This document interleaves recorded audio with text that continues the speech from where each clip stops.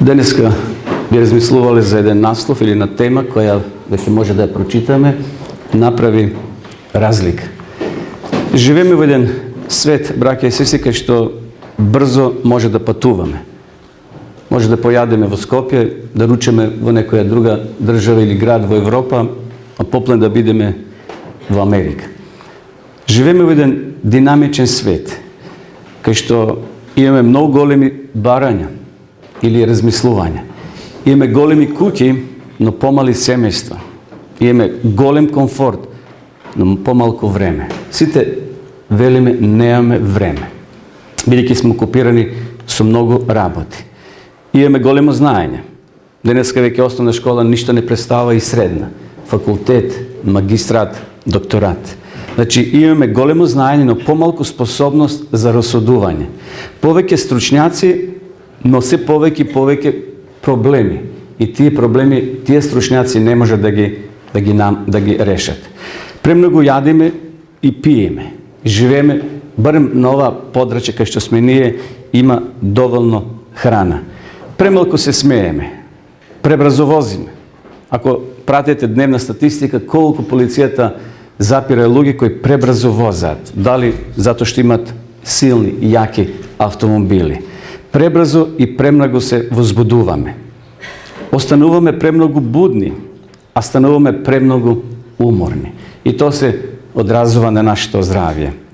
Читаме малку, може би повеќе луѓето обраќаат внимание на телевизија. Понатаму, се поретко се молиме, тоа е факт. Помалку читаме, повеќе може би на тие визуелни помагала ги користиме. Сме го зголемили својот имот, но сме ги намалили своите вредности. Денеска човекот скоро нема никаква вредност. Гледаме што се случува секојдневно, луѓето гинаат. Или некој си зема право да одзема туг човечки живот. Сме доделе години на животот, но не и живот на годините.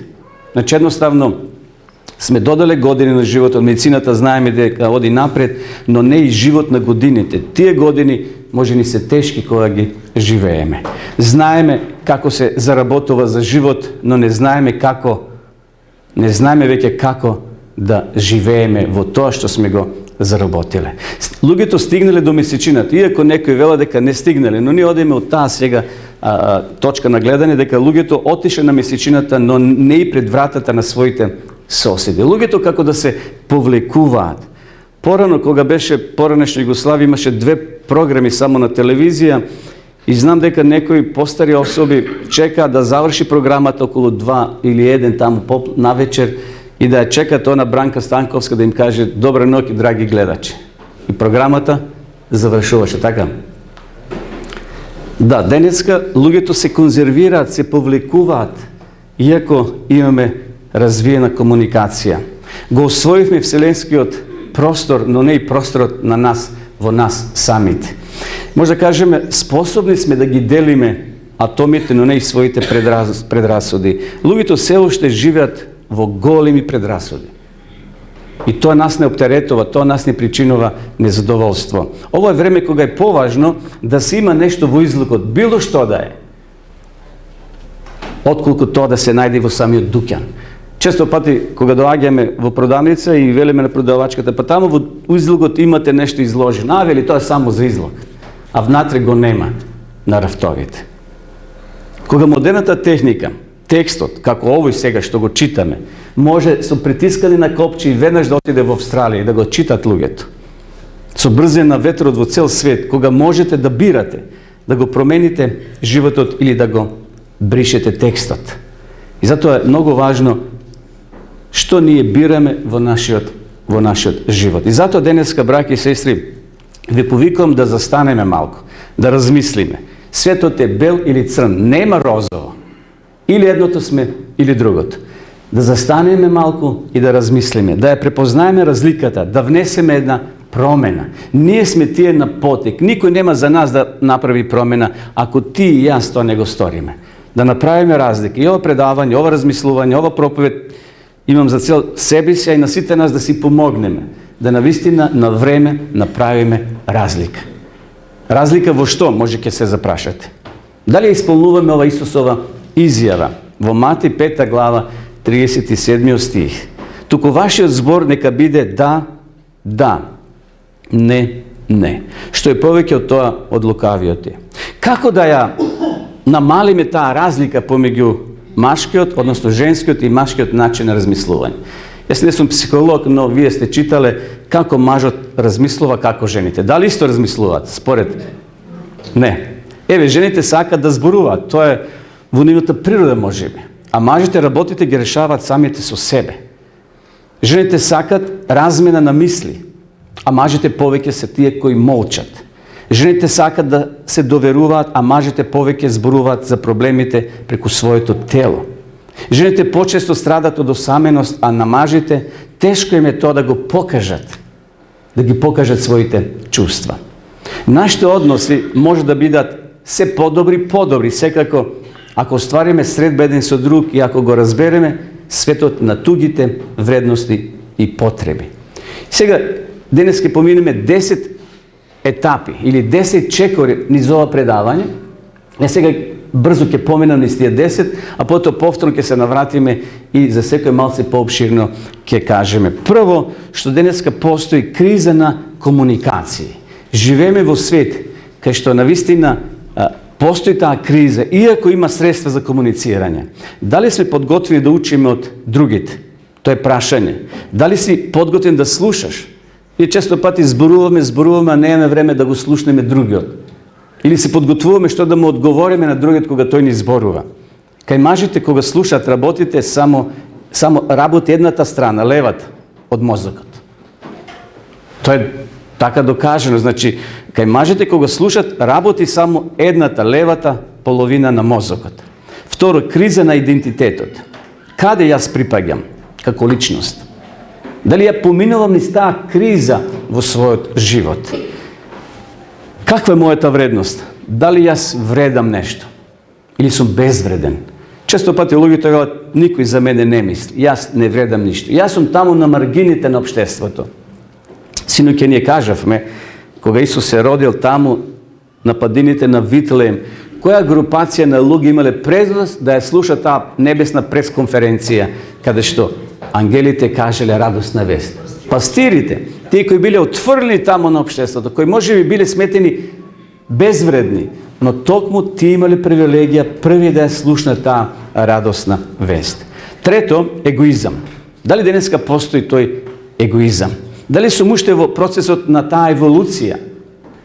Дали е присутна селекцијата? Ти си добар, ти си лош, ти си богат, ти си сиромашен, ти можеш, ти не можеш. Број 3. Егоизам. Решавање на проблемите. Како денеска се решават проблемите? Со знаење или со пари? Некој рекол, ако имаш пари, сите врати ти се отворени. Но ние подоцна ќе видиме дека не е се во парите. Пето, музика. Каква музика слушаат нашите млади?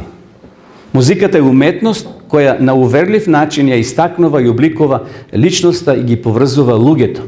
Секако, луѓето, младите слушаат музика, американска, односно англиска, дали е српска, дали е бугарска, не е важно, но едноставно музиката ги зближува луѓето, младите претежно. Која е таа сила што постои во таа музика кога ја слушаат и да бидат обединети? Ова лето кога имаше тука концерти на плоштадот, излеговме таму со едно друштво, ја немам појма тие песни кои се пеат последните, а младите сите ги знаат, ја не знам од каде ги знаат младите. Дали ги учат на интернет, дали ги слушат, но очигледно тие пеат. Ке пушта овој микрофон пеачот и сите млади таму илјадници ја повторуваат песната. Од каде ги знаат тие зборови? Музиката е уметност која на уверлив начин ја истакнува и обликува личност и ги поврзува луѓето. Преку каква музика е изградена мојата и твојата личност и со кого сме поврзани? И подоцна ќе видиме дека музиката може да биде ѓаволска. Позади, кај што ѓаволот испраќа свој пораки до тој млад ум, на Вокмен или увака ги слуша тие музички пораки. Мрачни сили. Дали веруваме дека постојат мрачни сили? Дали некој те повикал да присуствуваш на нешто окултно или спиритистичко? Една особа, една господја, една жена од Шуто Ризари и била обседната со демони. И колегата таму се молели верниците и она се крсти, сега ослободена од тие демони. Она може да ги раскаже своите приказни. Nešto strašno, morbidno. Da ne možeš u crkva da vleziš, da ne možeš doma da si sediš. Денеска се повеќе галот ке притиска преку тие окултни работи. Дали е сатанизмот обштествено прифатена појава? Затоа малце подоцна. 7. служба. Дали е тоа нешто за глупавите? Тие ќе служат, јас немам време да служам. Но ќе видиме ние дека службата потекнува од Бога, од Исус Христос, кој дошол да служи на оваа земја. Има ли во понизноста некоја вредност? Или тоа е подценување? Само глупавите се понизни. Тие работат, а ние по високиот слој за тоа немаме време. Работа. Дали е човекот труд? Знаете труд, кај пчелите тоа го има. Мрзливец или животно завлечење. Понатаму судбина. Верувате ли во судбина? Има се уште луѓе кои веруваат во судбина. Дека Бог така му определил на човекот. И тоа ти е вели пишано. Од тоа нема бегање. Постои ли судбина? Дали навистина, браќи и сестри, некој таму ни одредува што ќе биде со нас? Дали навистина секој коваш на својата среќа или несреќа? Кој или што одлучува за нашата судбина? И на крајот, 10-та точка која ќе ја проучиме е совеста. Што навистина одлучува до каде е нешто смеам да одам или не смеам? Кој е меродавен да каже што е дозволено, а што е забрането? Кој или што влијае на нашата совест? И сега да почнеме со тие првите точки криза на комуникациите. Еве да прочитаме на почетокот. Складен однос помеѓу Создателот и созданието е предуслов за добро функционирање на комуникацијата помеѓу луѓето. Ако нашата комуникација со Бога е пореметена, ние ќе имаме пореметен однос и со нашите близки, со луѓето. Значи, складен однос помеѓу Создателот и созданието е предуслов за добро функционирање. А секако тука доаѓа до изражај молитвата. Како ние комуницираме со Бога? Преку молитва. Ние не пишуваме писма на Бога. Како он е таму во Израел, на тој зидот на плачењето. Знаете, тој зид ви е познат, кај што евреите доаѓаат и земат ливчиња и потоа пишуваат тука некои своји пораки, ги виткаат и ги пикат во тие пукнатини над зидот и тие веруваат дека Бог ги прима писмата и ги услишува нивните молитви. Ние кажуваме со зборови, ние се молиме на Бога. Како да се молиме? Ние сме искусни христијани. Знаеме дека нашата комуникација е со своји зборови, упатуваме молитва кај Господа. Дали тоа секој може да го направи?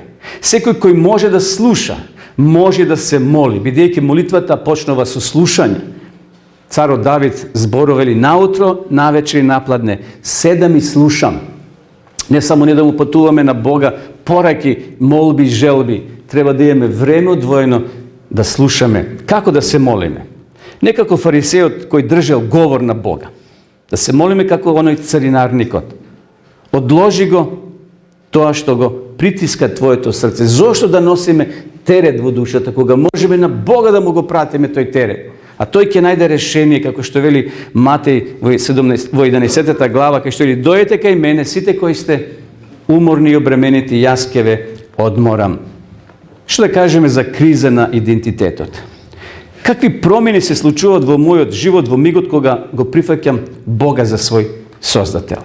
Може би тогаш многу пријатели ќе ти свртат грб, многу луѓе ќе речат: и ти отиде во нововерците, и ти нешто почна да работиш, да живееш, да веруваш, што не го прават тоа останатите луѓе. И тогаш се појавува криза на твојот и на мојот идентитет. Каква вредност во моите очи има мојот живот кога ја гледам цената што Христос ја платил за мене на Голготскиот крст? Ако тоа го сватиме, браќи и сестри, дека за тебе и за мене е даден живот, некој умрел, некој платил цена, тогаш таа криза нема да постои во твојот и во мојот живот. Егоизам. Зборот егоизам, знаете што значи? Јас, моето јас да дојде, јас сум посупериорен. Гледате ова слика. Што гледате овде? Мачка и глушец. Кој е посупериорен овде? Па мачката. Меѓутоа гледате ова мало глувце како се брани. Не се дава. Дали тоа уште постои? mačka i glušec, nažalost, postoji deneska. To je jedna simbolika, samo što nije deneska, ja gledam ova slika. Da li deneska postoji selekcija? Odnosno borba na jakite nad slabite. Jakov veli, apostol Jakov, koga je vprašanje za kinuvanje na dnevnicata na rabotnicite. Znači, nema tuka superiornost. Pred Boga sme site jednaki. Svekako ima ljudi koji doagjat za dnevnica rabotati i tako na tomu. Nije treba to da go isplatime. Ne da gi selektirame lugeto na dobri ili na loši. Isus došao da go skrši toj đavolski krug na egoizmot. Hristos toga go zamenio so principot na služenje. Toj služili deneska Bog, Isus ne služi. Vogornata soba kog Isus bil so 12 apostoli, nemalo sluga, nažalost. Во времето на Исуса Христа службата на понизност била презрена, отфрлена.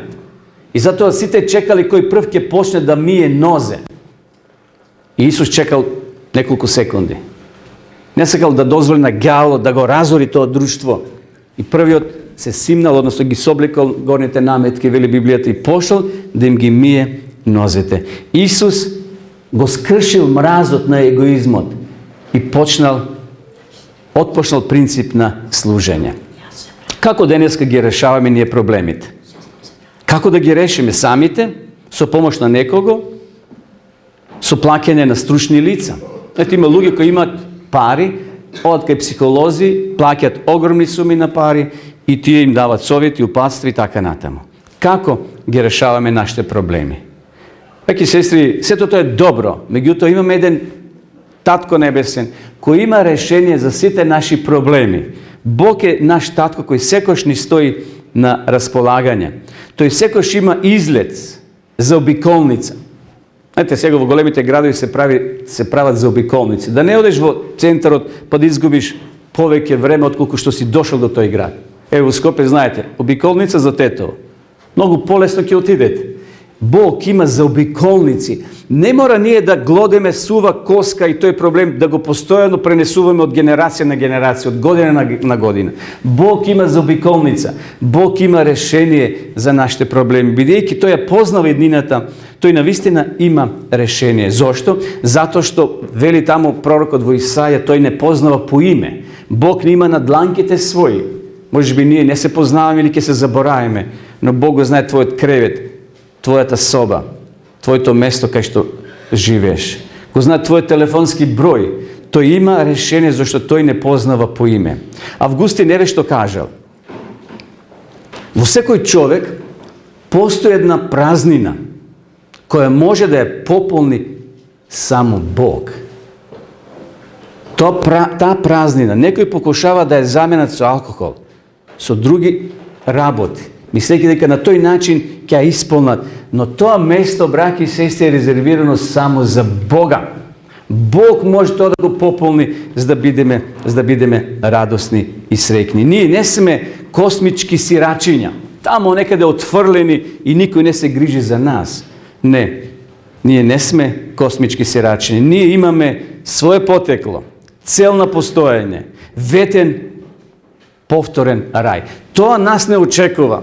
И затоа да не дозволиме проблемите да ги решаваме на друг начин, освен со Бога. Бог има адекватно решение за секој наш проблем. Тој има заобиколница и може да ни помогне.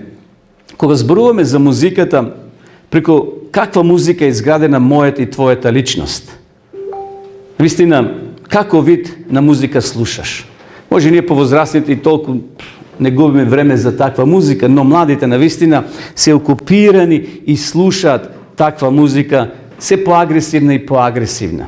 Познати ви се овие слики и овие називи.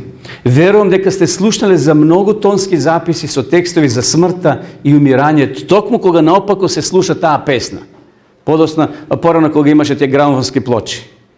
Значи во позадина ѓавот си дава своја порака. Може во почетокот не ја слушаш, но таа преку сетилото на нашиот ум влегува во нашата совест, во нашето тело, во нашата психа. И многу млади прават чекори погрешни, дури убиство прават, затоа што биле потикнати од слушање на една таква музика. Ја не знам кој е најомилен стил кај младите, но овие изрази што овде ги гледаме, навистина постојат. Таквиот стил лаковерните ги води директно direktno ги води во доменот на страв, дегенерација, окултизам. Значи, посебно Холивуд, кај што се снимаат филмови, и младите родители треба да внимават на децата што им дават, какви цртени филмови да гледат. Кај што ѓаволот знае преку тие наивни цртени филмови да влезе во психата, на младиот ум. И сега се прашуваме денеска, кој го прави сето тоа? Еве кој го прави. А тој им рече, човекот непријател го прави тоа. Грчки диаболо, значи оној кој создава збрка. Ѓаволот е тој кој создава збрка. Но тој ја камуфлира, тој има амбалажија, пакува таа збрка да не биде така уочлива. И кога ќе распакуваш, кога младиот ум ќе распакува, тој е веќе опфатен со тоа и тешко може да се ослободи. Направи затоа разлика, брати и сестра. Направи разлика помеѓу она што е добро и она што не е добро, кога слушаш музика. Што да кажеме за мрачните сили? Реков дека постојат. Дали некој те повикал некогаш да присуствуваш на некоја таква сеанса? Јас имав прилика во Ниш да сретнам човек кој имаше проблем во семејството, кај што детето од 5-6 годинки му паѓаше на подот и пења од усата излегуваше. Ноќе жената слуша чкрипене под зидот, тресење на пердето на завеста без човечка рака, тропање на таванот. Тоа се морбидни работи кои можеби ние велиме, ама не е тоа можно. Можно е. Една друга група на млади од радознало седнале во една просторија, го угаснеле светлото, запалеле свеки и така во една полузамрачена просторија почна да го довикуваат ѓаволот. И еден од присутните вели, отеднаш имаше чаши на масата, почнаа да лепдат без човечка рака. Без човечка рака. А чие тоа дело? Тоа се демоните кои били присутни, тие носат чашата. И може би во почетокот тоа изгледа вака интересно. Но како подлабоко навлегуваме, тешко може да се излезе. Верувам сте ја прочитале на книгата за спиритизмот од Рожер Монро. Човек кој имал исто директна комуникација, едва излегол од тоа друштво, кај што му се ветувало огромни пари да биде богат, само ако продолжи да ја пропагира таа наука. Мрачни сили, окултна или спиритистичка сеанса. Сатанистите на гробиштата или во подрумите одржуваат ритуали, пиење на крв, црни мисли. Ова есен во Драчево, една група на млади, зеле животно, го распнале и неколку цркви ги испрскале со крв вратите во Драчево. Мислам, тоа го слушавте. Значи, може би младите тоа го прават од кеф, од хумор и сатира. Но ѓавот почнава така, со хумор. И на крајот завршува трагично. И затоа, да се ослободиме од тие мрачни сили. Институции Телемин орден. Може би за нас тоа сега странно, но тоа постои. Значи, таа компанија продава тврда сатанистичка литература. Неодамна беше отворена сатанска црква во Америка, што ништо не е чудно. Се рекламираат разговори за смртта на интернет. Приречник за самоубийство. Сето тоа може да го најдат младите. И ако ние се впуштиме во тие, може да биде кобно, да биде трагично и за нашите млади. И затоа, како да се разоткрие опасност од сатанското заведување кога се негира постоењето на сатаната? Знаете, сатаната никош не признава дека е тој таков. Иако го насликуваат со рогови, со вила, со опашка, воопшто сатаната не е таков. Па тој убав, тој е ангел, тој е Луцифер, тој бил четврт до Бога, тој ги носи сите белези се уште. Иако е загрежен, ако читате книгата Патриарси, пророци, ангелите, секојаш со нас, таму е опишен како денеска е загрежен сатаната, знаејќи дека времето уште му истекнал и малку го има. Како да се ослободим? Еве, ќе прочитаме сега исповед на Бригита Мелер, 52 години, една госпоѓа, која била во центарот на сатанизмот, која била исто така главен активист, почнала најпрви со беззначајните хороскопи и со гледање на карти. Тоа почнува секојаш така. Сигурно, кога отварате весник, или некое списание илустрирано позади, ајде да видиме хороскопот, од радозналост да видиме што денес. И ќе се насмееме глупости. Но ако нешто ни се погоди, и вели што убаво е. И така почнува тоа. Почнува. Или ќе ти дојде некоја комшивка, ајде мори да ти гледам на кафе, ќе испиете по едно кафе, иако не треба да пиеме. И така од радозналост, знаете. И така почнува. Така почне на крајот може да биде опасно. Гледате ова господја што доживеела. Станала професионална вражарка. Ова Бригита.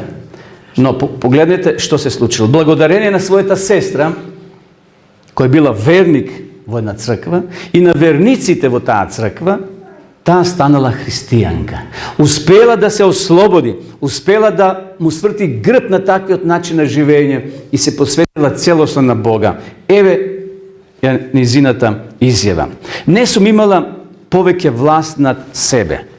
Сум изговарала зли работи кои не сум ги сакала да ги изговарам и сум правила зли работи, поради кои сум се каела. Бев зависна. Сум морала да се смеам кога сум сакала да плачам. Како марионета, како програмирана. Бев вражарка. Тоа е извадок од низината книга. Такви изјави има многу да најдете на луѓе кои искрено кажуват за да спасат други луѓе да не навлезат во таквите замки. А се почнало од безазлен хороскоп или од гледање на карти. И така тоа почнува чекор по чекор. Знаете, она приказна сум ја кажувал за оние две девојки кои исто така од радозналост дозволиле на една жена да им гледа на карти. Тие две девојки биле христијанки. И кога дошла низ низината улица таа жена, се понудила да им гледа. А тие рекле, не, ние не веруваме, ние сме христијанки. А таа едната рекла, па ајде да ја дозволиме, инака не веруваме, да видиме, вака, од радозналост. Едната одбила, а другата дозволила да ја се гледа. И почнала таа жена како што знаела. Најпрви около. И на крајот од разговорот рекла, ти, девојче, едната година ќе умреш. И си заминала. И сега, останале тие две девојчиња се погледнале, ајде, се да не ги насловам со име, ма немој да веруваш тоа, знај, Библијата што вели? Дека нашите дни нај во Бога, дека како врапче кое ќе, знаете, таму пишува ластовичка во книгата на Соломон, нема да те затекне таква работа и така натаму. Меѓутоа, кога си заминала дома, таа девојка почнала да размислува, почнала да е копка совеста, јас ќе умрам следната година, зашто таа ми рече така. Почнало времето да одминува, таа почнала слабо да јаде. Мислите ја оптеретувале, омршавела, ослабнала и навистина следната година починала во тоа време. Што мислите? Затоа што рекла она вражарката? Или низината психа придонела да таа биде окупирана? Значи, мислите ја оптеретувале и на крајот завршила со својот живот. Само затоа што од радозналост. Ајде. Не. Пише Библијата, таму пише во Мојсеевите книги, со такви не треба ни да разговараме, кои бајат, кои гатат, кои врачат. Затоа да направиме разлика. Ног на вештериките е 1 ноември. Знаете тоа. Го слушате на телевизија, посебно во западниот свет, во Германија, во Америка, кај што на децата им се прават посебни маскембали, тикви ги режат, па внатре цвеќа стават, имат посебни опреми купуваат, па тоа на големо се купува, дуќаните заработуваат. Но тоа е така наивно направено, но со цел да се фатат децата што од мали нозе. Ног над вештериките, замислите. И родителите им дозволуваат, а тоа е преточено денеска кај нас, значи тоа е пакување со окултни содржини каде што може да уживаат малите деца. Во окултни спиритистички работи, ног на вештериките. Понатаму, Хари Потер, тоа беше многу популарно во минатите години и таа книга неколку изданија доживеа. Таму се дава впечаток дека духовите едноставно се фини, простодушни, мртвен.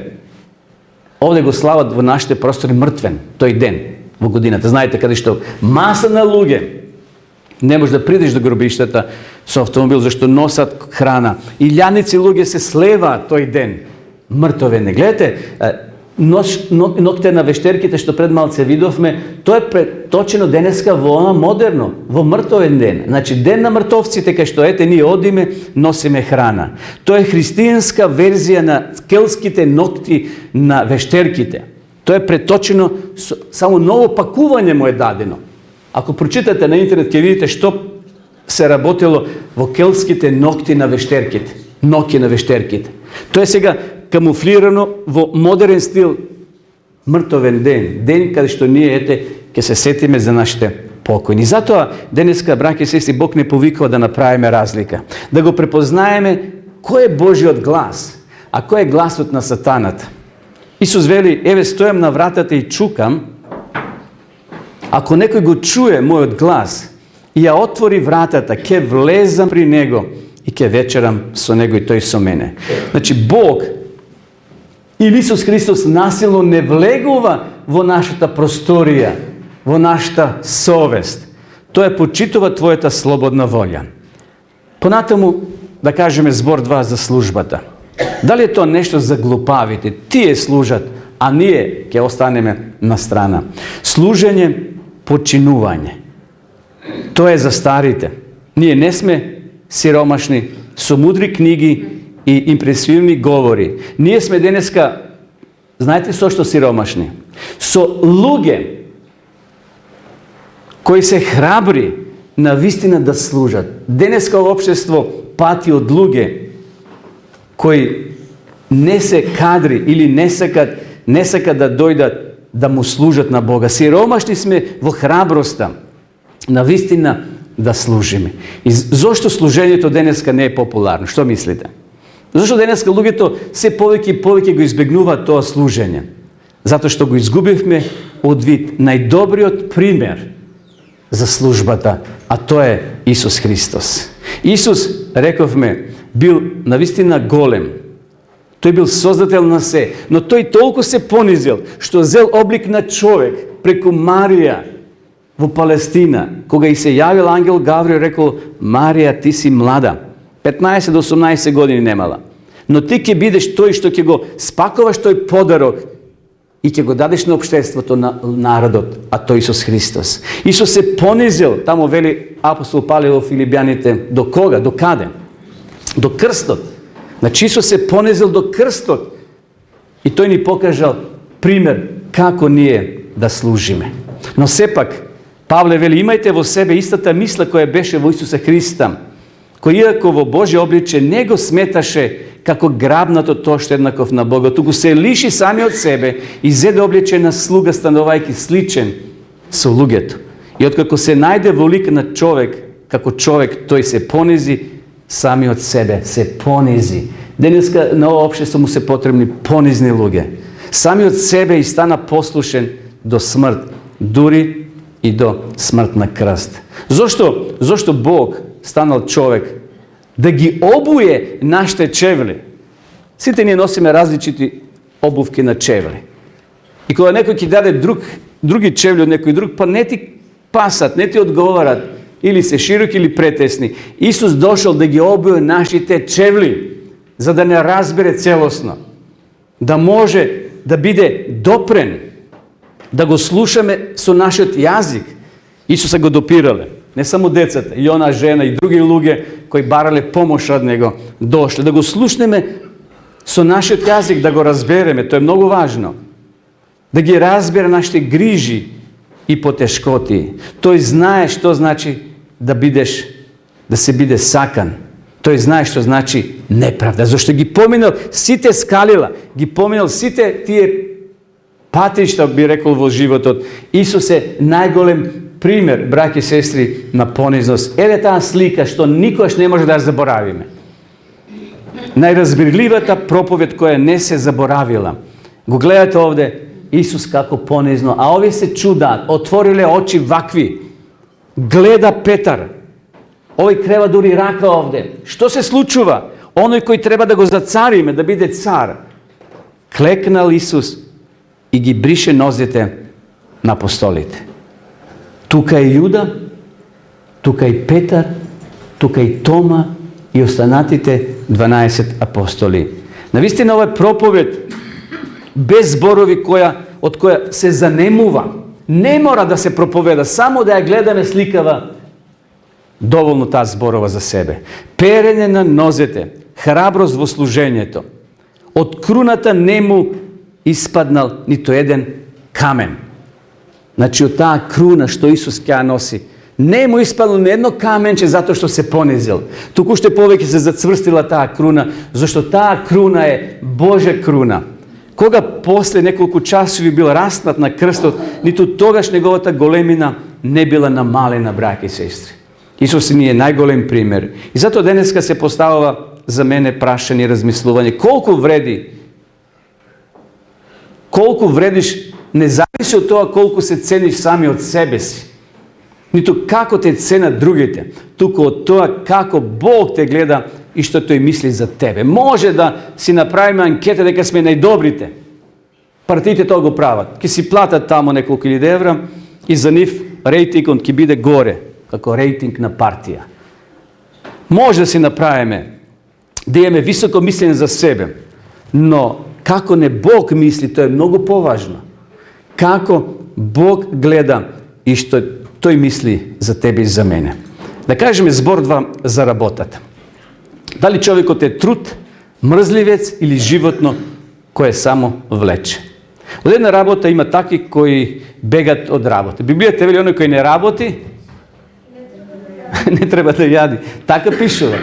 Меѓутоа, работата е излезена од рајот. Така, Бог го благослови човекот, раѓете се и множете, наполнете земјата и работете. Значи, работата не треба се срамиме. А од друга страна има такви кои со работа ја докажуваат својата вредност. Работата е дадена од Бога. Еве го текстот. Го читаме заедно. Господ Бог го взеде човекот и го постави во Еденската градина за да ја обработува и да ја чува. Рајот, браќи и сестри, не е елдорадо за мрзливците.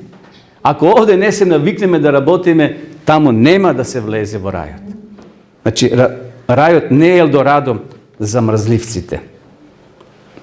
И затоа, зависниците од работа се во бегство од самите себе, од тишината, од Бога. Па не треба да претераме во работата. Не само ќе се одрази негативно на нашето здравје, на семејството, на околината, на црквата. Значи, мора да го распоредиме своето време од 24 часа што Бог ни го дал. И затоа тука Бог дал еден посебен ден. Ден каде што ќе имаме одмор, кај што ќе бараме совет од Бога, кај што ќе се поврземе со Бога, ќе го слушаме неговиот глас, ќе благодариме за добрините. Ние може и дома да слушаме на интернет, да гледаме и да читаме некоја добра поучна книга, но овде е посебно нешто. Значи, доаѓаме овде да се сретнеме со Бога.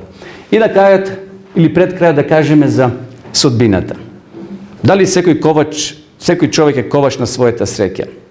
Дали некој таму одлучува за нашата судбина? Дали се тоа нашите гени? Па вели така, татко му умрел и тој умрел од тоа, дедо му умрел, прадедо и тој ќе умре од таа болест. Но ние слушаме од предавачи дека гените може да се модифицираат во смисло да се избегнат тие наследни работи со принцип на храна, на живот и така натаму. Дали ќе ги обвинеме сега гените за мојата и за твојата судбина? Дали е тоа влијање на семејството? Дали влијат другите на нас? Влијање на другите луѓе или собствената волја? Тоа се многу важни работи што треба да ги знаем. Или пак Бог. Сад овде не го читаме, постои доле Бог. Кој влијае на нашата судбина? Ние сме ковачи, ние одредуваме, браќи и сестри, што ќе биде и како ќе биде. Секако, ако да береме лоша патека, и лошо ќе ни биде. Еве еден пример од Библијата, да го спомнеме Јосиф. Го знаете, ја знаете сторијата за Јосиф. Таткото нападно го сакал повеќе од останатите деца. Јосиф ги цинкарел своите браќа. Тоа не е добро ако имате повеќе браќа или сестри меѓу себе. За да добиеш симпатија кај таткото или кај мајката, еве, брате, тоа го направи. Или сестра ми тоа го направи. Значи, Јосиф не знам зашто тоа го правил. Тие биле 12 деца. Со ништата предизвикале уште поголем јас меѓу децата. Браќата во една прилика скоро губиле. Само еден кренал рака, немојте, ајде да го фрлиме во дупка, и така останал Јосиф жив. Или ќе го заклале тамо како јаре, би губиле. Од татков син стигнал до роб. Сепак и во тие тешки моменти имал доверба. Му останал верен на Бога, иако жената на Петефрие сакал да го наведе на грев. Јосиф го гледам овде како имал изострен слух и вели текстот, уште едно паѓање, од личен секретар на главниот заповедник на царската гарда до затвореник. И дали тоа судбина негова од верен човек, од верно момче да заглави во затвор. Зарем? А потоа доаѓа време кога тој почнал да оди нагоре. Кариерата негова нагло почнала да оди напред. Но не со своја мудрост, туку со целосна доверба во Бога. Ништо не му недостасувало. И може да кажеме или нешто му фалело, што би рекле. Што имало, браќи и сестри, во неговото срце, кога се во праша неговите браќа? Дали тој ги мразил, дали тој не ги сакал? Ја гледате ова слика, окажува на сонот што тој го имал, ова се неговите браќа, тие се тука снопови, а неговиот сноп, еве, тој е насликан со овој исправен сноп. Сега да им се одмазди на своите браќа, кога веќе дошле во Египет, тој веќе втор човек во царството, Јосиф два пати ги става на проба, за да испита дали се добри. Ги оптужил дека се шпиуни. Понатаму, чашата на Венјамин, или чашата ја става во вреќата на својот најмал брат, Венјамин. Да ја виде нивната промена, дали навистина тие се промениле. Зато Јосиф направил еден покус или еден експеримент, би рекле, да види што се случува. А какви били неговите чувства? Ништо тој поминувал ни сите тие денови, седмици и месеци кога неговите браќа оделе назад, па се враќале, повторно доаѓале, повторно заминувале. Какви били неговите чувства? Еве го текстот. Но сега не се возбудувајте и не жалете за тоа дека ме продадовте вамо, зашто Бог е оној кој ме испрати пред вас за запазување на вашиот живот. Дали тоа било судбина на Јосифа? Или тоа било Божје провидение да Јосиф, како за Јов, Јов исто така бил експеримент во раците на Бога. Бог знал дека Јосиф ќе остане верен и дека Јов ќе остане верен. Но сега Јосиф вели, немој да жалете. Бог беше тој кој ме испрати пред вас за запазување на вашиот живот. И последната точка за која ќе зборуваме, а тоа е совеста. Сите ние имаме совеста во нашето тело, односно во нашата глава. Кој или што влие на нашата совест? Рековме, дали постојат некои сили кои влијат на нас за ние да донесеме ваква или онаква одлука? Кој е меродавен да каже што е дозволено, што е забрането? Што одлучува за нешто до каде смеме да одиме? Една сестра и брат, тие веќе не се живи, ме праша еднаш, вели, ќе одиме во бања, и тоа бања преку социјалното, како тоа се добива, вели, ќе не фати една сабота таму. Што да правиме сега во сабота? Дали може, вели, да влеземе во базенот, само носите да си ги ставиме до колената, нема да се бањеме, само нозите, века, во сабота, за да го искористиме денот. Тие сакаат да бидам јас нивна совест сега, да им кажам, можете, само носите баручките си ги. Кој е тој што одлучува дали нешто ја смеам или не смеам? Дали некој ве прашал вас, постарите, помладите или, брате, можем ли ја сега ова да направам? Кој е меродавен? Одиш на плажа во сабота, односно одиш на одмор. Во сабота некои прашува дали смееме се капеме. Па за здравје одиме, тоа е море, тоа е вака, онака, знаете. Кој е тој меродавен што треба да ни каже да или не? Дали совеста е променлива, браќи и сестри? Еве што кажал Геро фон Рандов. Факторот на гадење е недолотворен, бидејќи после процесот на навикнување многу работи повеќе не предизвикуваат гадење. Сум ги прашал комуналците кои работат, па вели, не ли ви смрди ѓубрето? А вели, братко, навикнавме. Навикнавме и едноставно не им причинува никаков проблем да работат со ѓубре. И овој вели Геро Рандов, факторот на гадење, само едно апсолутно мерило, необориво, бидејќи недостапно за протиставување, тоа се Божите заповеди. Значи, Бог дал правила, браќи и сестри, тука ние нашата совест да ја средуваме и да ја чистиме. Кирика Спикер, ако е твоето уво доволно долго, подпрено на Божјата реч, ќе можеш да го слушнеш чукањето на неговото срце. Што да кажеме на крајот од ова размислување? Како да направиме разлика, браќи си? Сите правиме погрешки, но како тие погрешки да бидат помалку, по-ослабнати, би рекол? Како можеме да направиме денеска разлика? Еве, прво да кажеме дека постојат 3 клуча, едноставни, и со тоа ќе завршиме. Тоа се тие 3 клуча кои гласат: прво, доверба во Бога. Мора да имаме целосна доверба во Бога. Ако не имаме доверба, секој чекор што ќе го правиме ќе биде на бош, на празнина и ќе паѓаме. Второ, молитва.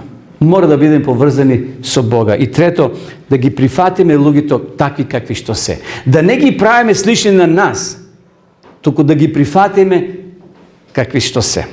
И на тој начин ќе сватиме и ќе добиме одговор каде се ние наоѓаме на оваа скала. Високо горе, некој од нас е високо горе. Може јас сум доле у средината или сум долу ниско. Кај да си, постои скала. Постои скала кај што можеме полека да се качуваме да одиме нагоре. Павле вели: вие појаките гушејте ги послабите. Така ли вели? Не. Вие појаките помагајте им на послабите. Кима меѓу нас и појаки и послаби. Но тие што се појаки или се чувствува дека се појаки, нека им помогнат на тие послабите. И така заеднички да одиме, да чекориме напред. Кон кои животни цели си свртен, брати и сестра? Дали твоите приоритети се на прво место? Односно, кои приоритети се на прво место? Колко е личен твојот однос со Бога? Како се молиме? По навика или нешто што ни е неопходно потребно? Дали воопшто се молиме? Еве, ова слика не подсетува, малце мрачна, но ја препознаваме сликата на Јов. Што би направиле јас и ти да сме биле на местото на Јов? Изгубил се изгубил, но не ја изгубил довербата во Бога. На никој од нас да не се случи и случајот на Јов. Тоа е тешка ситуација. Но Јов изгубил се, но не ја изгубил довербата во Бога. И затоа денеска пред нас се прашање да се испитаме себе си, но да не задоцниме. Препознај се во ова слика. Тоа се разни слики на други луѓе. Но тука може да биде твојата и мојата. Да се препознаеме себе си. Да се испитаме себе си на време. Да погледнеме додека очите ни се отворени. Зашто кога ќе дојде ден да ни се затворат очите, не може да се погледнеме себе си. Што треба да промениме? Овој миг може да го свртиш кормилото на својот животен правец. Овие може да се свртат назад и да избегнат ова провалија. Овој, гледате, карпа и ќе паѓа долу. Но ако ни се очите затворени, ако не може да гледаме, може лесно да пропаднеме. И затоа денеска е време да направиме избор на нашиот живот. Брод, нашиот животен брод, да го насочиме во сосема спротивна наука. Еве овој Марс, кој често пати го цитираме во негативна конотација, кажал една изјава следнава: филозофите светот само го толкувале на различни начини. Меѓутоа тежиштето лежи во менување на светот. Дали овој бил во право? Бил во право. Значи, тој секако е во право. Меѓутоа, кој може да го менува светот? Само Бог. Ние како луѓе ќе го менуваме према себе си, а другиот ќе биде незадоволен. Но затоа само Бог може да го менува светот. Бог може да те промени тебе, мене, сите нас. Дали ќе му дозволиме, брати и сестри? Прашањето е навистина упатено за сите нас. И затоа денеска Бог не повикува да градиме заедница со Него. Како? Еве на кој начин. Прво, почни со читање на Библијата. Почни со една глава, со 2 книги. со 3 глави. Почни да читаш. Читање на Библијата. Разговарај со Бога во молитва. Да разговараме со Бога кога се движиме, кога готвиме, кога копаме, кога се движиме. И еве при крај една молитва на Фрањо Асишки. Господе, направи да бидам орудие на Твојот мир. Да давам љубов таму каде што има омраза. Да проштавам таму каде што се навредува. Да се понизам таму каде што има кавга. Да ја зборувам вистината каде што заблуда владее. Да донесам вера каде што сомнеш притиска. Да ја потикнам надежда таму каде што владее очај. Да ја запалам Твојата светлина таму каде што владее темнина. Да однесам радост таму каде што владее тага. Прекрасна молитва. Затоа, браќи и сестри, денеска ние сме на потек да направиме разлика. Господ да ни помогне во тоа. Амин.